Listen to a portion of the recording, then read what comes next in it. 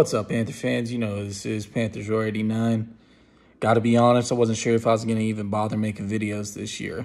With Cam Newton being my pretty much favorite player ever at this point and the greatest Panther to ever play, with the way they did him, it makes it very hard to be a Panthers fan, and I still, to this day, feel the same way. A lot of people say, you know, it's business.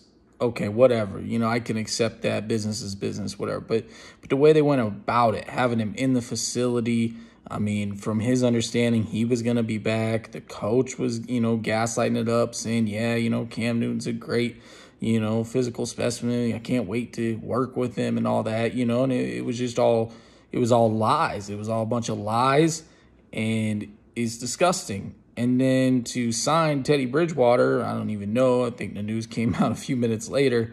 It's like, really? You know, I mean, Cam Newton's a Ferrari and Teddy Bridgewater is a, you know, he's made like a Camaro or, you know, something like that. He's solid, but he's not Cam.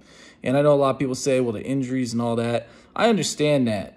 And if they were to simply say, hey, we're cutting Cam because we don't believe his health is, you know, this, and they did it the right way, fine.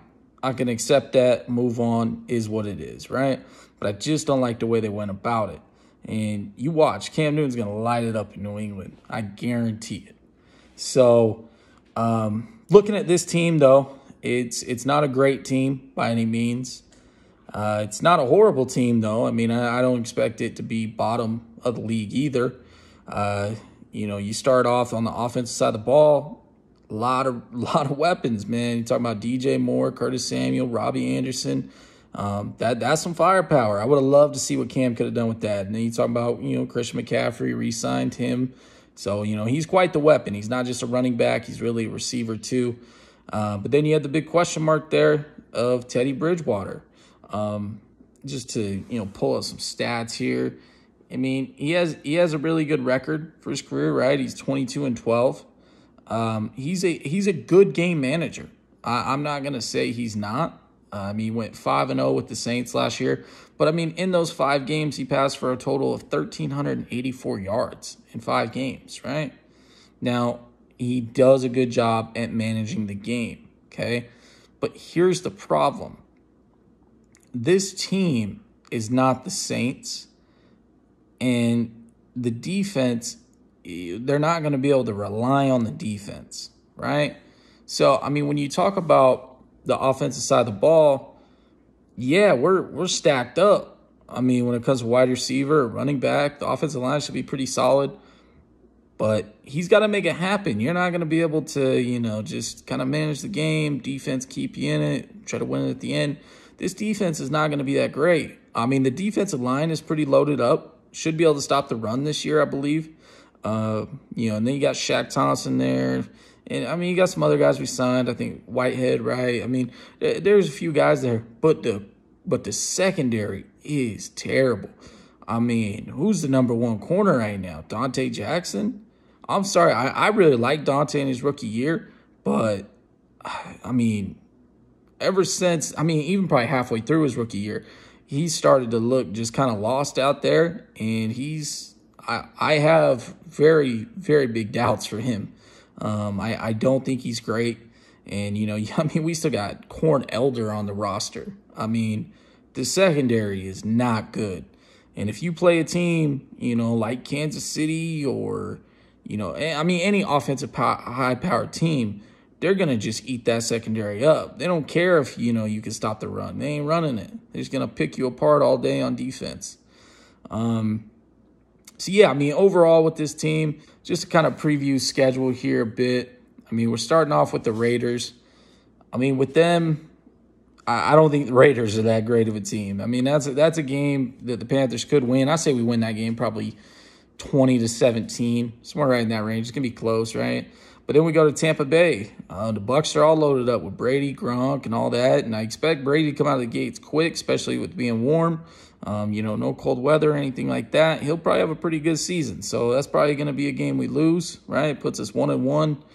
Then we play the Chargers in Los Angeles. The Chargers are a wild card. Not really too sure. They don't really have a quarterback. They could be a mess. They could be good. But, I mean, that's a road game. I say we probably lose, but it's close. I mean, I could see us winning that, but I'd say we lose that, right? So we go down to, 1-2. We play the Cardinals at home. We had a lot of success in the Cardinals over the last few previous years. Cardinals aren't a great team. Kyler Murray's a question mark. Receivers are well, they have DeAndre Hopkins now, so I take that back. Receivers are pretty damn good. Cardinals would be a tough game, but, I mean, Panthers at home, I could definitely see that being a win. So, say we go 2-2, and then you talk about Atlanta, going down to Atlanta. We do not have a lot of success down there, especially recent. So, say we lose that, we're 2-3. We play the Bears at home. The Bears are a question mark. I could see them actually being good this year. I bet they have a bounce back year. I could really see that. So, say we lose that one, 2-4. We're 2-4 on the year. We go down to New Orleans, 2-5. And then we get the Falcons at home. Maybe we win that game. That's winnable, right? Probably 3-5. And then we go to Kansas City. That's probably going to be a bloodbath, right? 3-6. We play Tampa Bay at home. That's such a question mark because who knows how good Brady and the Bucs are going to be. If they're as good as people think, we might be 3-7 at that point. We play the Lions at home. That should be a win. Talking 4-7. We go to Minnesota, you're 4-8 at that point. And then we get Denver at home. We owe them. We need to beat their ass. So we'll say, 5-8. And then you go to Green Bay, probably lose that one. You're 5-9. And then you play Washington in Washington. Say you win that one. You're 6-9. And by the way, everybody send your prayers out to Ron Rivera. Looks like he's going through some cancer stuff, so hopefully he can get through that. Sounds like it was encouraging. They found it early, so I pray for him that he gets over that because I loved Ron, and probably one of the few fans that actually was upset when he got fired, and just all the press conferences I heard, all the stuff he's seen him do. Wish him nothing but the best. So. Definitely hope Ron does all right. Definitely pray for him. And, say we win that game. Who knows? Maybe we don't. That's kind of a toss-up. And then you play the Saints. Maybe the Saints are resting guys. Who knows? But honestly, probably a 6-10 year was what I'm thinking. Most of the time, I'm very optimistic going into a year. But with our coach and coaches and the roster, I just don't see a good year coming.